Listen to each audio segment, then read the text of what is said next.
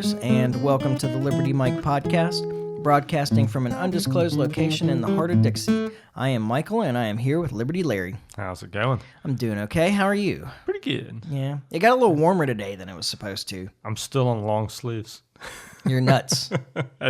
Dude, it was cold this morning. It was cold this morning. At 6 o'clock this morning when I was leaving the house, it was cold. Yeah, but it was like 80 degrees when I was leaving work. Yeah, I know. It changed as the day went along. It did. So, it's telling those trees that it's time to produce some more pollen. Yeah, I'm feeling that too. Yeah, it's pollen time. That sounds like it would be fun, but it's not. I promise you it's not. So I actually, I haven't been coughing and clearing my throat so much the last couple of days, and here we are, recording day, and pollen's back out, and I'm coughing and You're clearing all my throat congested again. Yep. Yeah, welcome to the South. Welcome to the South. Welcome to the South. That's part of it down here. Yeah. I have been here most of my life. Yeah. I was talking to my mom on the phone yesterday, and I was teasing her that she had just like a couple of sentences that she sounded so Southern. Yeah. Well, I was like, yeah, I know I do this now too. I didn't really have a Southern accent until I lived with a guy from Bremen, Georgia. oh, really? Yeah. He's from the woods in West Georgia, and he had an accent, and it rubbed off over the several years that we lived together. Man, before then, I don't think that I really had. I had like a little bit, you know, but not much of a Southern accent. But listening to that guy talk for so long, Yeah. Rubs off on you. yeah, I picked up some really interesting phrases too. Yeah. He had a few Nice. few Southernisms.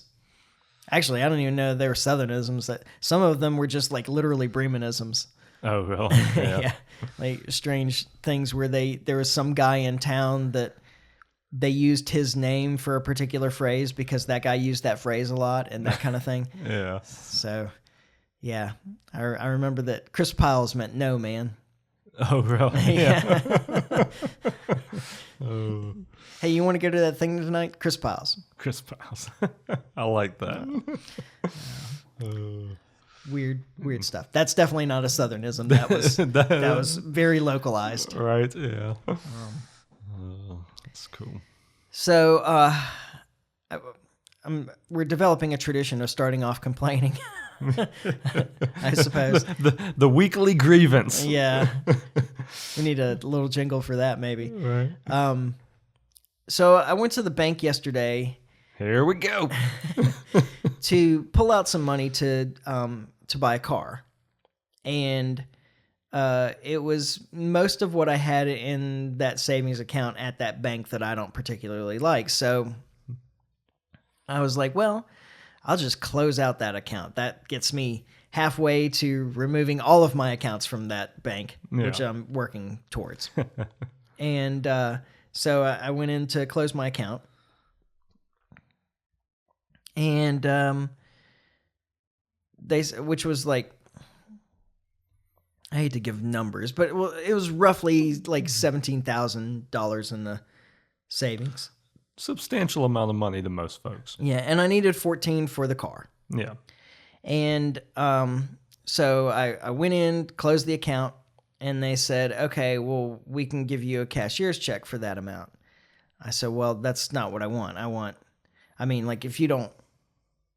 If you're absolutely intent on giving me a cashier's check, that's okay, I guess, but I want 14 in cash, and you can give me the rest in a cashier's check. Yeah. Can I cash the cashier's check immediately? Yeah, really. And then she said, well, we don't have 14,000 in cash. I said, what?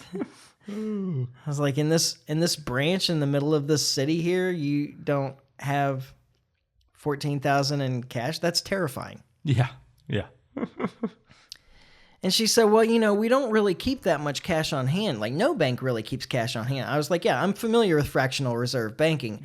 Right. I was like, I understand that, but it seems like less than 14,000 in a bank with as many deposit accounts as you have that were probably opened here Yeah. You'd have That's something. a really small number. Yeah. So then she told me that they'd actually received a shipment of cash, but that they hadn't done their verification of it yet. And so I et think cetera, all et of cetera. that's just a training thing. Like, I think they teach these bankers and stuff to just tell you that. They don't want to get, because I ran into this a few years ago. They just don't want to give you that much cash at one time. Yeah. So, like, it's part of their, like, training or just to piddle you along with it. Because of same thing with me.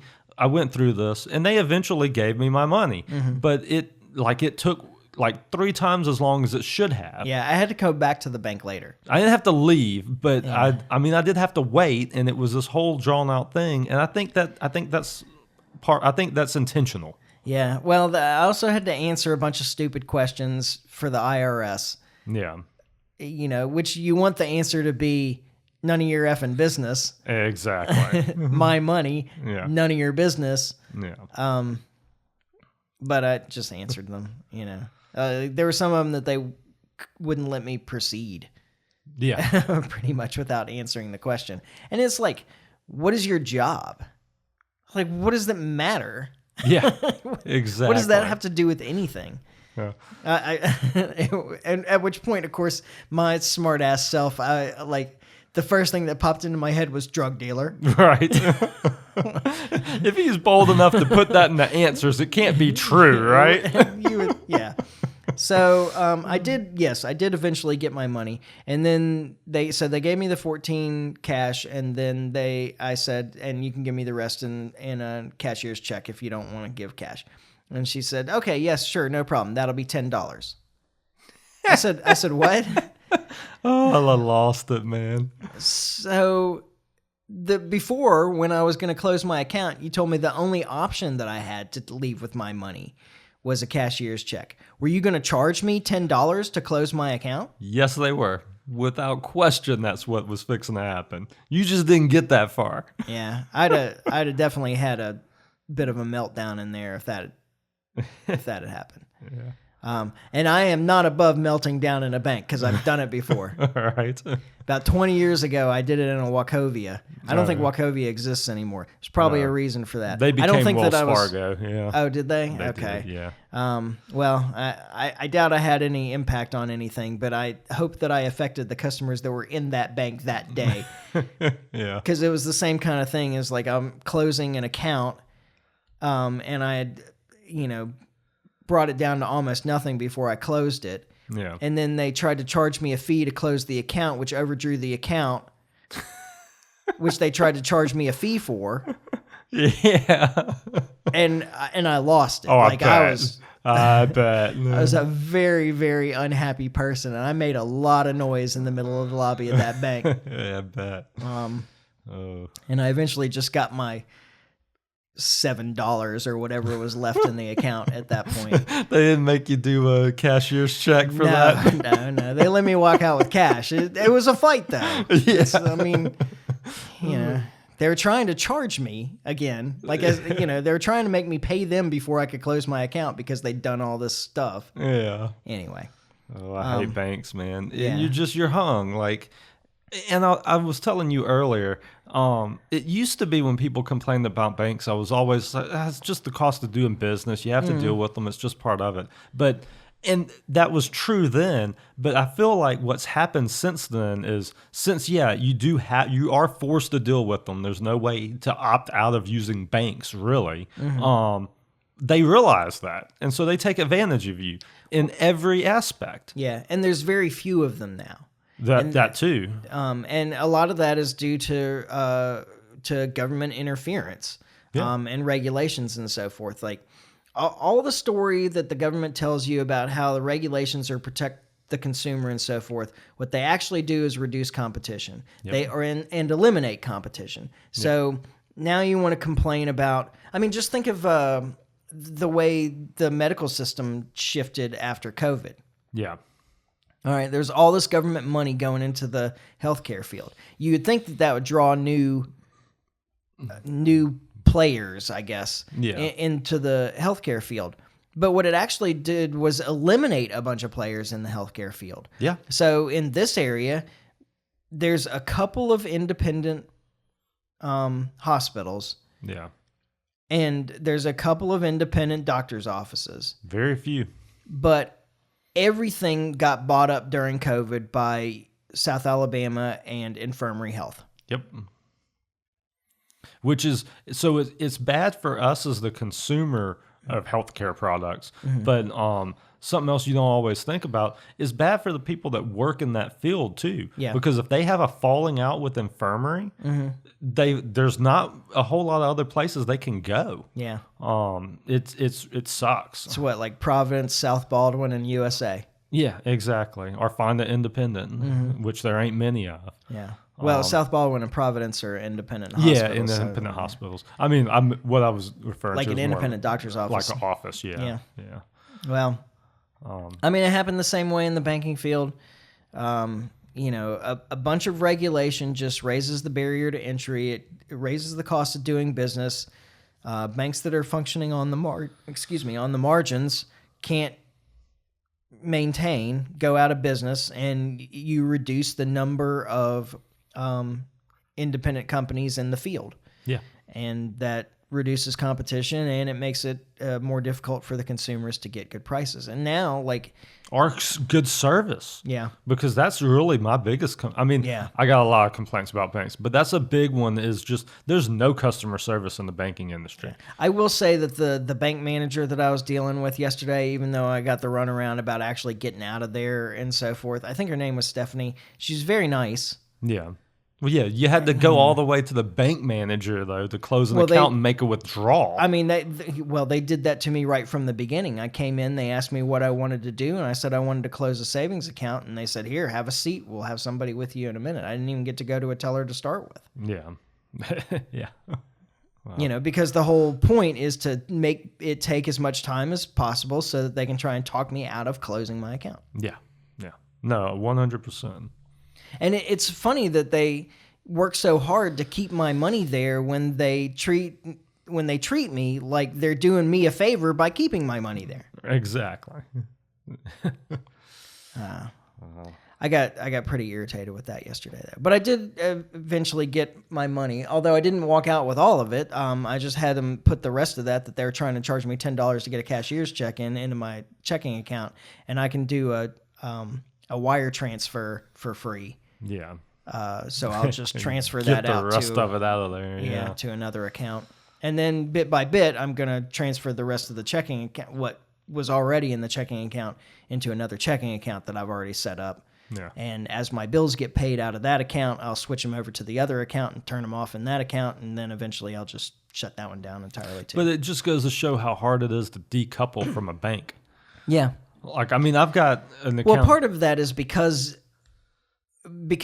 I do so much online banking, well, so I have does. all these payments set up as automatic payments out of the account. And I mean, that's how you do it these days. Yeah. I mean, for years I was still writing out checks and sending checks in for different bills, and like all of that's gone now. It's just the system is set up for exactly like what you're talking about, to do like the auto draft deal and the automated stuff. Like that's how the man wants us doing it. Yeah. Well, I still like doing checks. But the reason that I'm moving away from this bank is because they're going to charge you for the checks. They charge me so much for the checks. Yeah. It's like $70 for a bundle of checks. It's like 80 checks cost me $70. Yeah.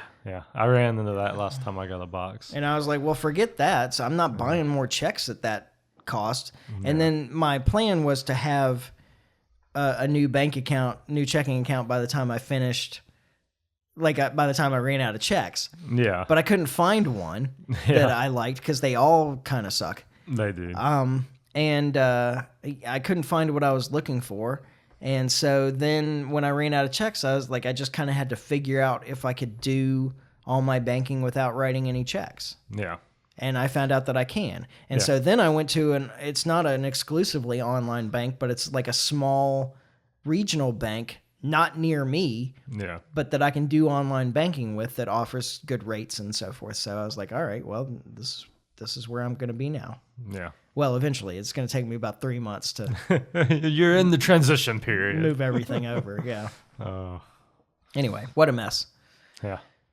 But I did finally get my money, and well, I haven't actually gotten the car, but we've signed a bill of sale and everything. Yeah. Car will come later. It's gonna happen. Yeah. Better. Yeah. It's friends, so I'm not too worried. Yeah. Actually, I'm not worried at all. I did not do my due diligence probably before I bought this car like I would have if I had been buying from somebody that I didn't know. Yeah. So here's hoping. Yeah, exactly. Like right before, when I met them at the credit union, I was like, right before we started doing stuff, I'm like, okay, there isn't actually something like terribly wrong with this thing that I'm going to figure out right away. and one of my friends was like, yep, this is the last contact we're going to have today. We'll never talk to you again. Yes, we're done after this. As soon as we get that money, we're out of here. Yeah. So no, it should come over after we finish recording. I'm just supposed to send them a message when we're done recording, and they'll bring the car. Well, sounds like fun. And then we'll go to dinner. I like the sounds of that. Yeah. So I guess we should do this podcast so we can get to that other Yeah, part. we should probably hit some topics here. Yeah. Well, it's the same topics. Yeah. It just won't go away. Now, of course, Trump rolled back a whole lot of the tariff plan. For everybody but one. Well, except for China. Yeah. We're absolutely going to do our best to. All right. So this is probably.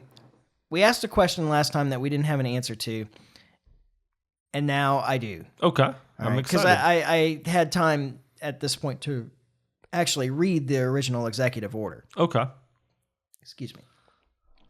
And, I mean, there's some interesting stuff in it, but our question was, how does the president have the authority to do this? Yeah. Because all the financial stuff the powers are vested in Congress. Yeah. So how does the president have the authority to do this? And the answer is he declared a national emergency. Oh, A national economic emergency to give himself executive authority to do what needed to be done. Tariffs. Yeah. Now, in the body of the executive order, he goes back to history, going back to the 1930s, though. Yeah. So now it's an emergency? It's been 80 years. Well, it's gotten to this point. 90 years almost from where he started. Yeah. And now it's an emergency. I don't know. I think that just goes to show just how bad it's gotten. I mean, if he has to declare an emergency, that means it's really bad. Yeah, I suppose that's one way of looking at it. So the whole emergency thing, I recommend people read Crisis in Leviathan. Okay. Higgs, I think, is the author. I can't remember the first name, but he talks about how emergencies have been the excuse for the biggest leaps forward in government power, government authority. I can believe that. I mean, they know that. Yeah. The old Rahm Emanuel thing about the don't let a good crisis go to waste. Yeah. So this was kind of born out of the progressive era, although the actual National Emergencies Act, or whatever it's called, was enacted in the 1970s, mid 1970s. Okay. But it was really just kind of a legislation to formalize what they'd already been doing since, at least Woodrow Wilson. Yeah. So, the big emergencies have been, of course, World War I, the Great Depression, World War II, Cold War to some degree. Yeah. And then the terror, like 9/11, the terror wars. Yeah.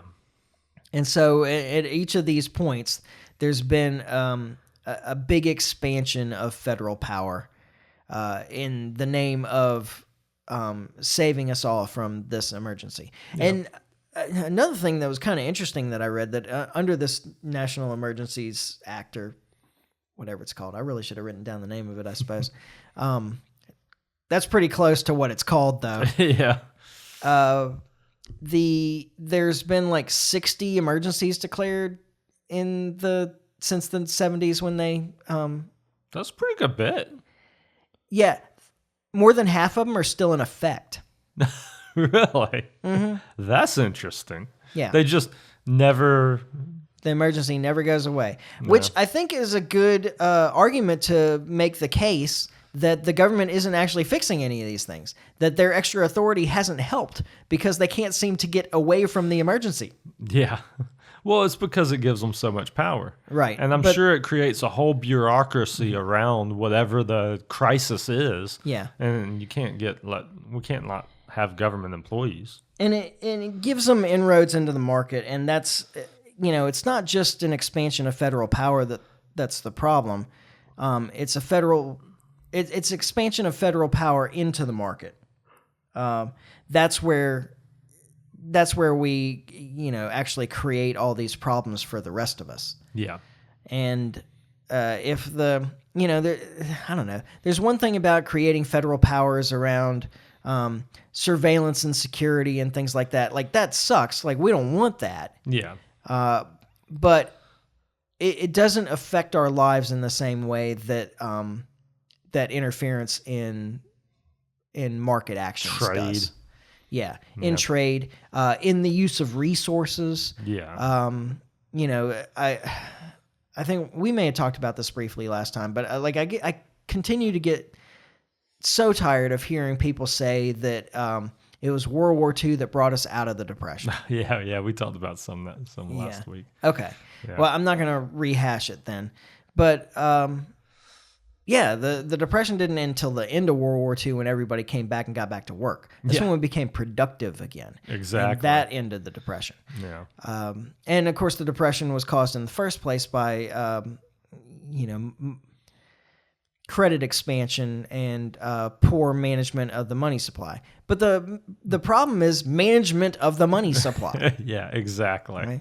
Right? That's already a problem to begin with. And then I was looking at some stuff today, and everybody has their excuses, like who caused the problem where wages haven't gone up, like nominal wages haven't gone up, and since Reagan.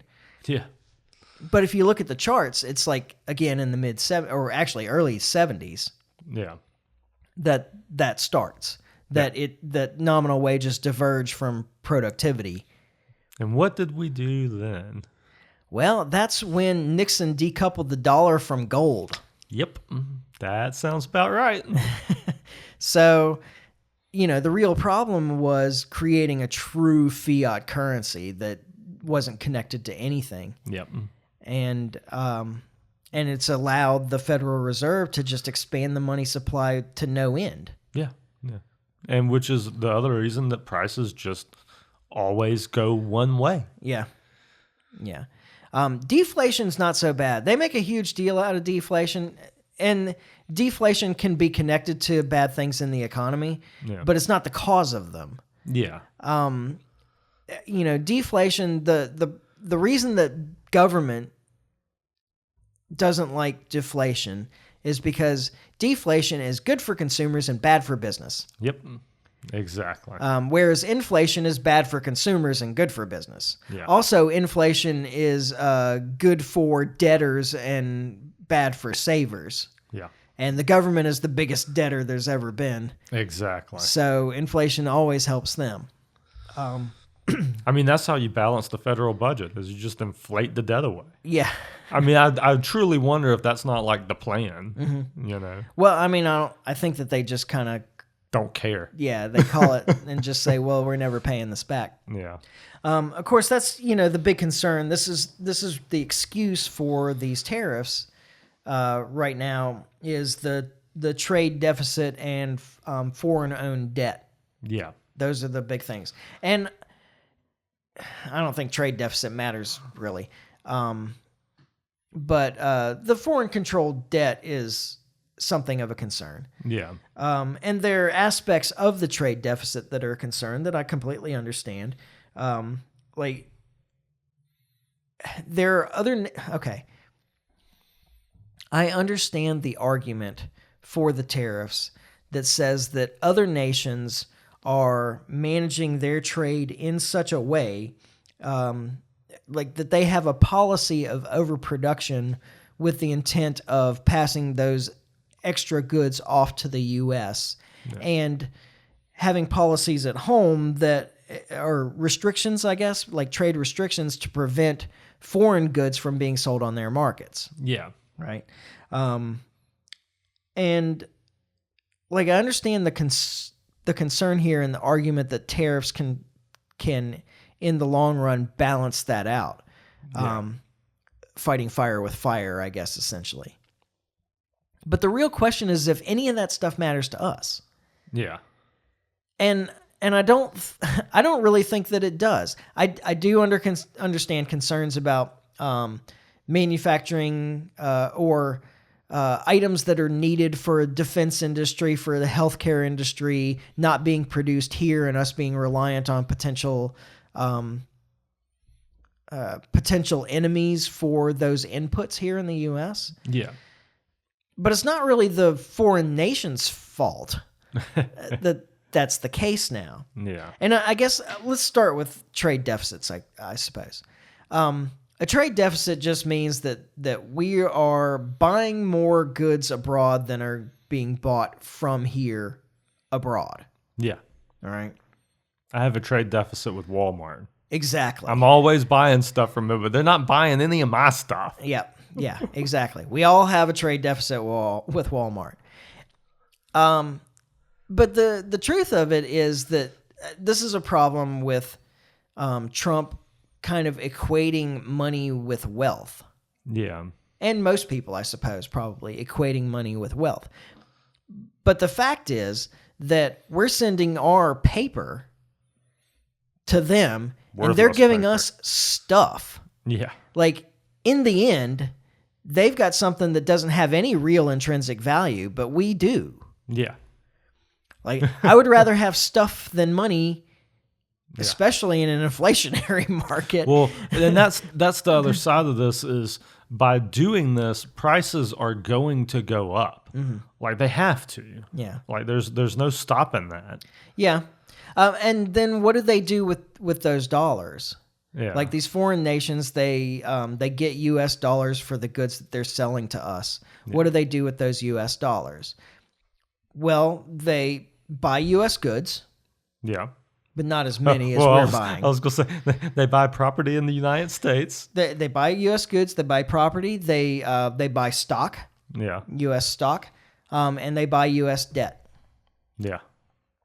And really, I think if you're concerned about foreign nations owning U.S. debt, maybe the answer would be to not create so much debt.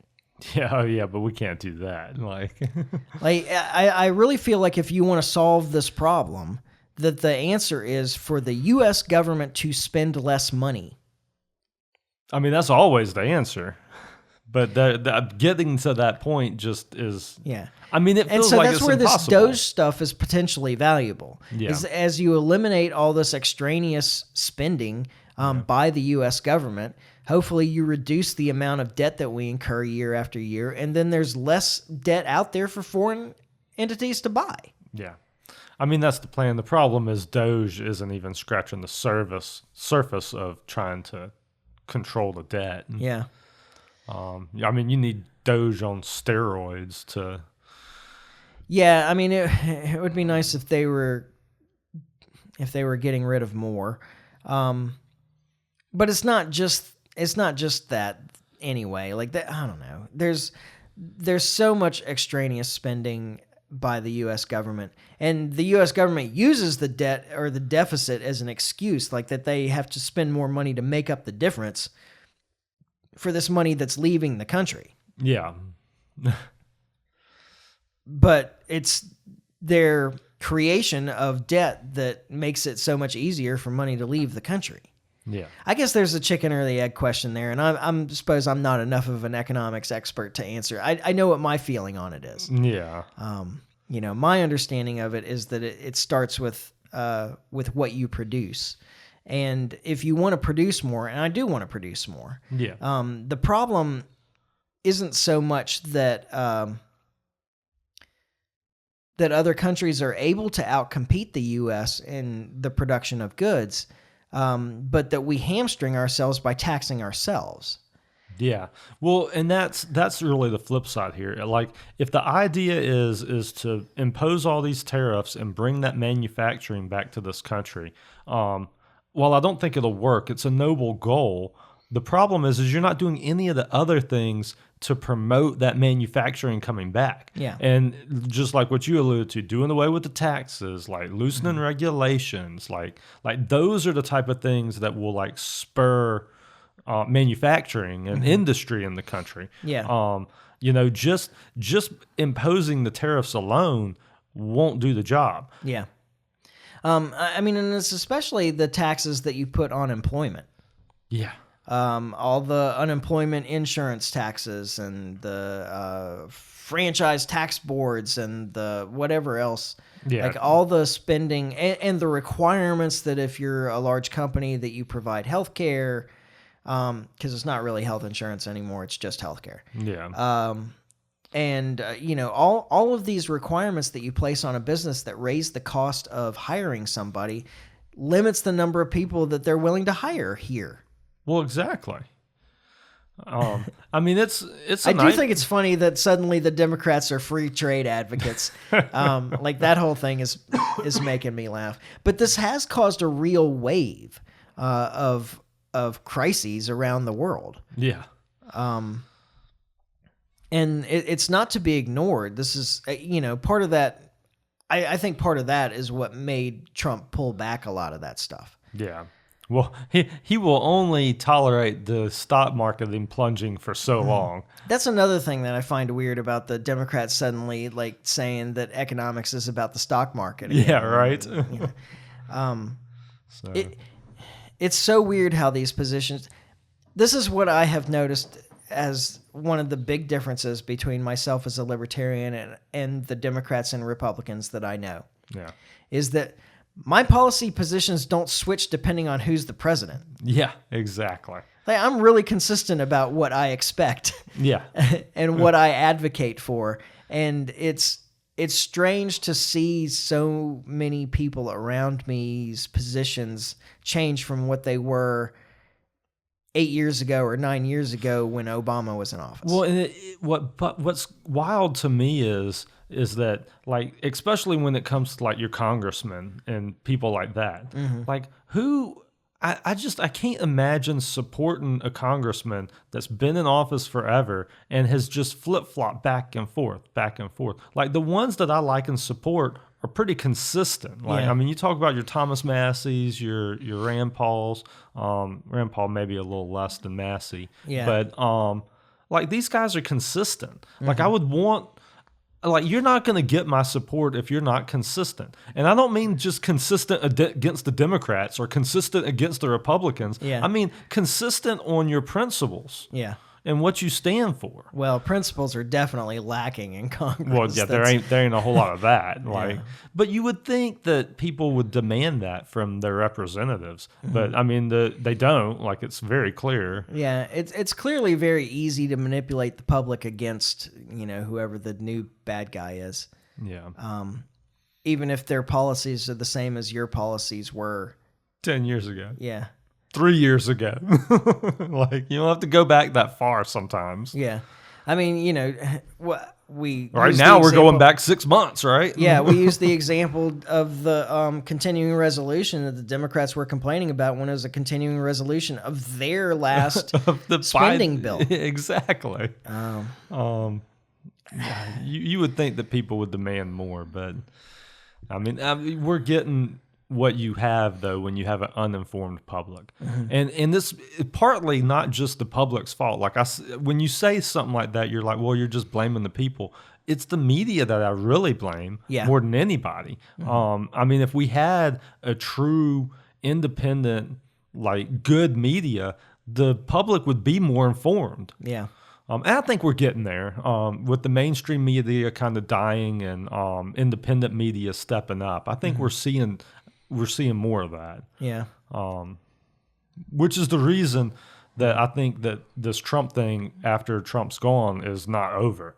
Because I know you had said that you thought the Republicans would just kind of like veer back into where they were pre-Trump. And Yeah, I think most of them will. I doubt it. I think that the landscape of the media has changed so much, and people have just woke up to so much more now.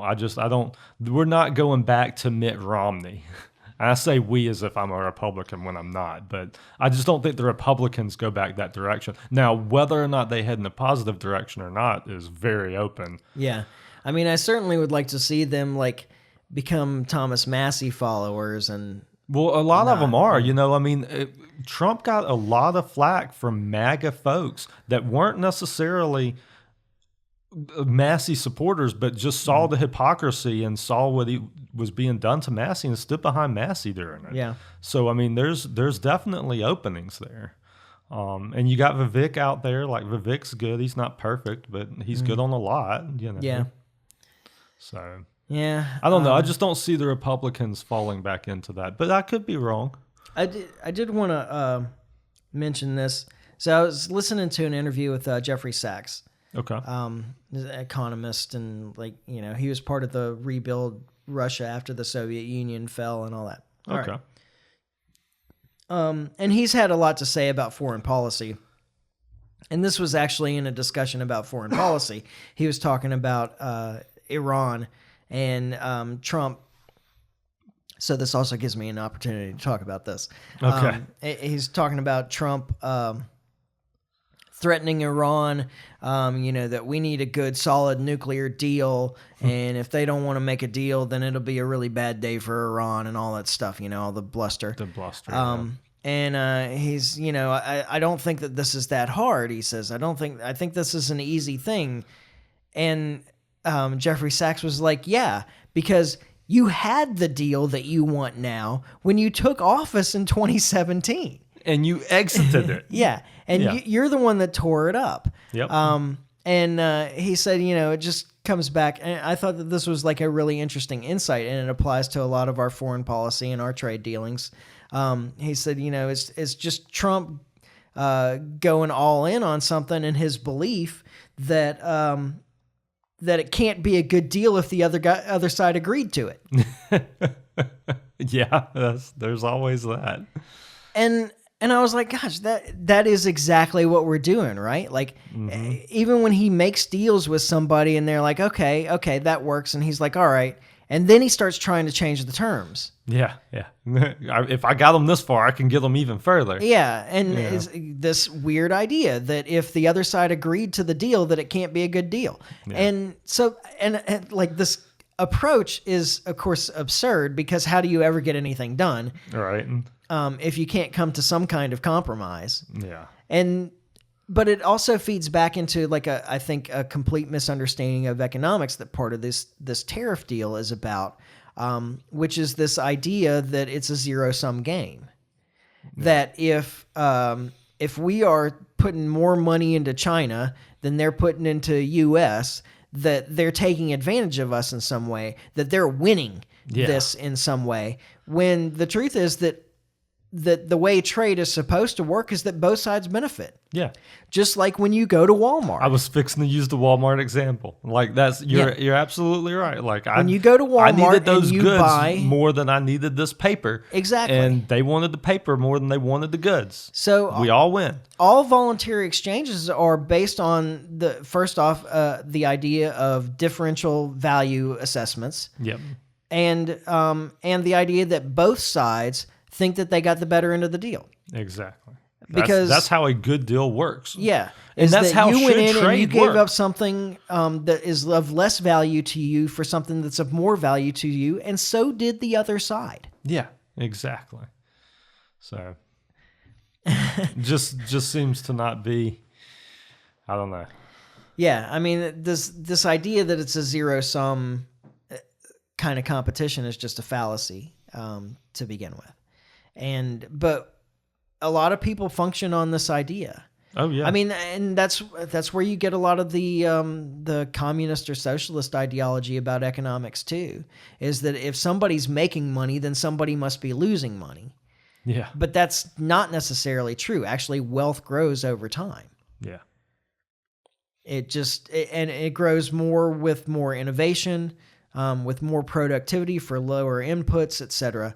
I mean, this is how wealth is created, not by printing money. Yeah, exactly. That's how inflation is created. Yeah, it's how wealth is destroyed. Exactly. I don't know. It's strange watching people try and wade through this. And like I said, I understand some of the arguments or concerns about how our production works in the U.S. and concerns about like things that we're not producing here. Yeah. But the answer isn't to raise prices on everything to make it more difficult. I mean, okay. Well, so it seems like you'd want a targeted. You'd want to target the sanctions in the areas that need to be targeted and that need to be worked on. Well, you even then, you're not helping across anything. The board. Like all the stuff on China's pharmaceuticals. Like, okay, we're going to put all these tariffs on China's pharmaceuticals because we're not producing this stuff here. Yeah. Well, now what happens? Yeah. We're not going to just start producing it tomorrow. Yeah. We either don't have it here, or everybody that's buying those that's dependent on those medications now has to pay more. Paying more. Yeah, exactly. So you're not fixing the problem. Not at all. And if you take it to its logical conclusion, the way you fix that problem is to. We'll get to that. Yeah. If you take it to its logical conclusion, it's the same kind of thing that, oh gosh, what's his name? That was the New Mexico governor that ran for Libertarian. Gary Johnson. Gary Johnson. Like one of the best things that he did on television was in his argument with that news reader about minimum wages. Yeah. And like this was like one of the best things that he did on television is to illustrate that point, is saying, okay, well, if a $15 minimum wage is better, then a $75 minimum wage would be even better than that, right? Yeah, exactly. All right. So if raising tariffs to an obscene degree is an improvement, then wouldn't the biggest improvement be to cut off all trade entirely? Yeah, right. Because that would have to be the best, right? Yeah. Yeah. I mean, if the idea is that you raise barriers to such a degree that you limit the amount of trade, limit the amount of imports into this country, then the best thing that you could do, that's the goal, is to cut off imports into this country entirely. Yeah. Yeah. But we don't want to do that. But everybody knows that that's not a positive, yeah, progression. Yeah. So, like, why would you think that making it harder to import goods would be better if you think that eliminating imports would be bad? Yeah. And so, yes. So how do you fix this problem? You get government out of the way. Yeah. You let the market act on its own. And if other countries want to make things more difficult on their citizens by limiting the kind of imports that they get or raising prices, well, that's their problem. That's not our problem. Why would we want to answer that kind of idiocy in another country by doing it here? Yeah, exactly. Makes no sense. But of course, again, the answer is that the government benefits. Yeah. The government benefits by expanding the bureaucracy and the number of people employed and the control over movement of goods. Yep. The government benefits from taking in more revenue, although I bet that's more than offset by the extra people that you have to manage the whole thing. Yeah. But government, that's how the beast builds. Right. But the government benefits, and in the end, it doesn't matter what country you're in. Yeah. The government does not care about you. Yeah. They'll care about you as a group in the sense of, well, we need your votes. A block. But every individual, they couldn't care less. Yeah. And so the answer is to limit government power entirely and get them out of the market. Let the market address itself. Yeah. It may not answer all the problems as quickly as you'd like, but it answers all the problems. Yeah. Well, and because people always push back with every little problem with the market, but the truth is no system is perfect. Mm-hmm. The market is the best you can ask for. Yeah. It's not going to be, like you say, it may not be as fast as you want it, but it'll get to the right answer. Mm-hmm. And the market is the ultimate in decentralization and democracy. Yeah. Is that everybody's actions within the market affect how the market reacts Yeah. and moves and provides what it does. Yeah. Is if you want more of something and you spend more money to get something, you're more likely to get it. A true democracy is a free market. Mm-hmm. There you go. Is that your That's my that show title your alert. aphorism for the day? Yep. But it's true though. Absolutely. But then people will complain, well, but the more money you have, the more votes you get. Yep. Okay. Go make more money. It's Yeah. a free market. You have the opportunity to go make as much money as you want. You just got to be good, Yeah. or smart, You or gotta- work hard. Like there's lots Yeah. of options. You got to provide something that people want. Yeah, you got to. Yeah, exactly. You have to be a productive member of society. Which, by the way, isn't that what we all want? Is for people to be productive members of society? Yeah. like that's the goal. Yeah, but the problem is that the federal government is the largest employer in the United States. Well, and also the federal government wants to incentivize people to not be productive members of society. Mm-hmm. I mean, that's kind of its purpose. That's how one way it levers control. Yeah. So, I don't know. Well, I mean, the obvious answer is to just eliminate the government. Now you're speaking my language. It took a while to get you to speak that language. Yeah. Well, I'm here now. Having that debate more than once on this podcast over the years. Yeah. So everybody take note. I finally actually pulled Liberty Larry over into anarchism. Yeah. Well, I've been there for a minute now. So. Yeah. A minute. A minute. I don't know. What else we got? I don't know that I've got a whole lot else. The one that going back to Iran just real quick. I saw something. I wish I had made a note of where I read it or whatever. But I saw somewhere that they were wanting to use the Libya model as far as like trying to to denuclearize Iran. And it was like, man, like of all of the models you could have picked, like that's probably not the one I would go with. Yeah. I mean, if you're Iran, you got to be looking at that. It's like, yeah, well, I saw what happened to Gaddafi after the Libyan model. Yeah, Khamenei doesn't want to end that way. Yeah. So I don't know. I just thought that was interesting. Well, okay, so that's worth talking about for a moment anyway, because even the intelligence services of the United States say that Iran is not Producing a weapon. Yeah, and is not trying to. Yeah, yeah.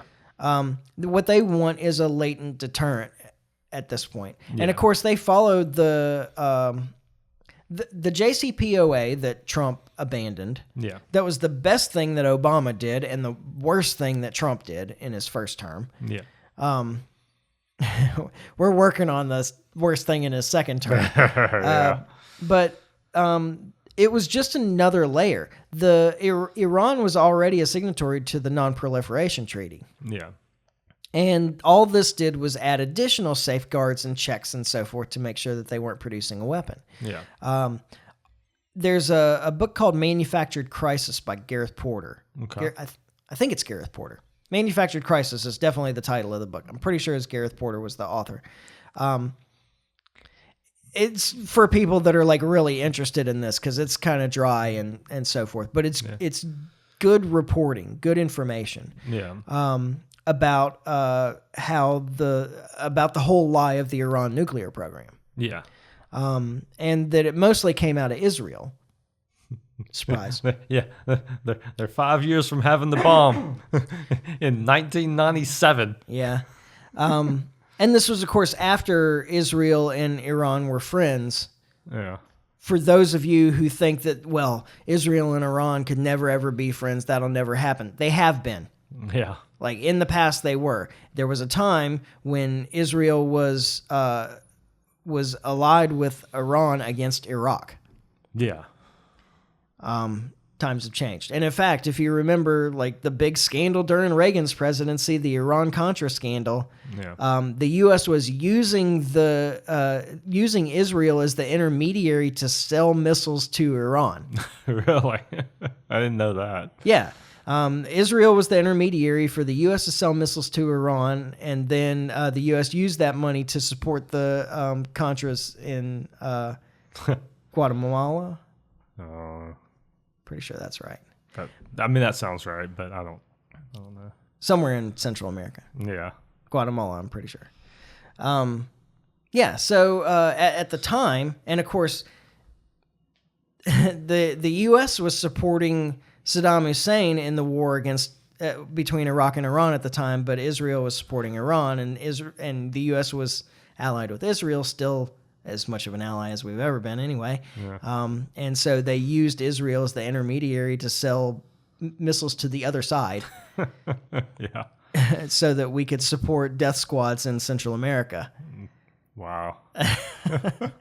Yeah. This country's foreign policy is awesome. It's definitely a sight to behold. Yeah. And that was 30, 40 years ago. Yeah. So. Yeah, 40 years ago. Yeah. So anyway, the Iran is not pursuing a nuclear weapon, and even the U.S.'s own intelligence services, which I don't put a whole lot of stock in, but they have a reason to say otherwise. But they agree that Iran's not pursuing a nuclear weapon. Yeah. And so, but the problem here is that with all this pressure and this antagonism, you're not preventing them from getting a nuclear weapon. You're incentivizing them to try and get one. Yeah. Because that's how you get left alone. Yeah. Yeah. Exactly. That's how you get sodomized to death in the street with a bayonet. Yeah, exactly. And so the whole approach is foolish. And yeah. I don't know. I wish we would stay out of everything. You wanna end the trade deficit. You wanna make America richer. You wanna bring money back home. Start by bringing the troops back home. Close all the foreign bases. Bring the troops back home. Save all of that money. It worked after World War II. Yeah. I mean, yeah. It did. Like, I mean, I'm saying that's like a thing. Like, I mean, that's when we had the boom, was after World War II when the troops came home. You want to do that again? Bring the troops home now. Yeah. There's enough of them out there. It'll affect the economy if you bring them in a good way. Yeah. It'll make them folks productive. Yeah. And it won't make Americans, when they travel, want to put I Love Canada stickers on their luggage. Right. Is that a thing? I didn't know that was a thing. I saw it in an episode of American Dad a long time ago. Yeah. I don't know. I think one of the kids or it might have been Stan, but somebody in Klaus. Actually, it might have been Roger and Klaus traveled somewhere, and when they got to wherever it was in Europe that they were going, I guess it was Roger, put an I Love Canada sticker on the goldfish bowl. Yeah. And he was like, I just think it'll be easier. Oh, and he's not wrong. No. Oh, that's great. I mean, when I was in Europe, I got a lot of flack from people. That was in the Bush era. Yeah. Or no, I guess that was Obama. Yeah. No, it would have been Obama, 2012. Yeah. Yeah. When I was first in Europe, I was thinking of when I was in South America. That would have been Bush era. That would okay. But yeah, when I was in Europe, that was Obama era, and I got challenged a lot of places about American foreign policy and so forth. Yeah. The truth is that luckily people understand there's a difference between the American people and the American government. Yeah. And right. I made that even more clear because then I was like really critical of the American government. Yeah. Some things never change. Yeah. Yeah, I guess. There's always something to complain about. There is. All right, we're gonna wrap up here, but I was thinking, you ask somebody how they're doing, and they say no complaints, and I'm like, I'm sure that's not true. Yeah, right. There's always something to complain about. Oh, yeah. I can always come up with something to complain about. I'm a pretty happy person, all in all, but So you have to go to the bank. yeah, until I have to draw money out of the bank or take over a car or generally interact with people. Yeah. Yeah, I try to avoid that as much as possible. That's why we're doing this mass communicating thing. There you go. Absolutely. This is way easier. I'm talking to one person who I mostly like. And Depends on the day. all right. Well, before this gets out of hand. Next week is Easter week. Yes. But I don't think that that's a problem, right? Or is it? I really don't know. You have more family coming in than I do. Yeah, I mean, we should be able to record Thursday. We should be able to record Thursday. I don't know. If we get into Friday, Saturday, I don't think that I can. Yeah. But yeah, we should be able to record Thursday. So I'd say there's probably a 50-50 chance we put a podcast out next week. Yeah. So it's definitely a toss-up. Pretty even odds, I feel like. I hope it's better than 50-50. That's dependent on you. I'll be here on Thursday. Yeah, maybe. You say that, but then you're the one who's going to have stuff to do. No. Everybody knows. I have obligations. Yeah. And it's only a couple hours. Yeah. I mean, you guys are listening to it and you're like, you mean an hour? No. It takes a little longer. By the time we actually set up and finish our general catch-up chatting that we do before the podcast starts. Yeah. Or today, while I was on the phone with my insurance company getting insurance for my car that I don't have yet. That took 20 minutes. Yeah, it took some time. Far too long. She was really trying to upsell, man. There were a lot of other insurance products that I don't buy from them that I might have use for, maybe. They think. Yeah. So anyway, I expect that we'll be back here next week. In the meantime, you can follow us on Facebook. You can subscribe on iTunes, YouTube, Podbean. Like and share, comment, subscribe, leave a review. You can always email me at michael@thelibertymike.com. Tell your friends. We like the word of mouth spread like a virus. Yeah. We want this podcast to be like a virus. Infect you. So yeah, tell your friends. Whether you think they'll like it or not, you never know. Yeah. They might get it might become a hate listen for them. Yeah. I'm okay with that. Yeah. Right. Yeah. Yeah, and do all the interactions help. I don't understand these algorithms, but it seems that more interactions help our stuff get around, and we appreciate that. So, absolutely, do the likes and the thumbs up and the hearts and the. Especially if it pops up in your feed, because odds are, if you saw it, not very many other people did, because they're really restrictive to our Facebook page. Yeah, that's probably true. I don't know how that works either. It is. I was doing some looking this weekend. Oh, okay. We got some strikes. Oh. Yeah. Okay. So, yeah, if you're seeing it, you may be one of the few people seeing it. So anything you can do to make others see it, we'd appreciate. What are strikes for now? I don't. It's pretty tame. It's Facebook, man. Like, okay. What do you expect? Well, I mean, if it gets through on YouTube, I don't know how it gets flagged on Facebook. You got me, man. All right. Well, anyway, we'll be back next week when we finally get this right. And in the meantime, try to stay free. Life short, live free. Ciao. Later.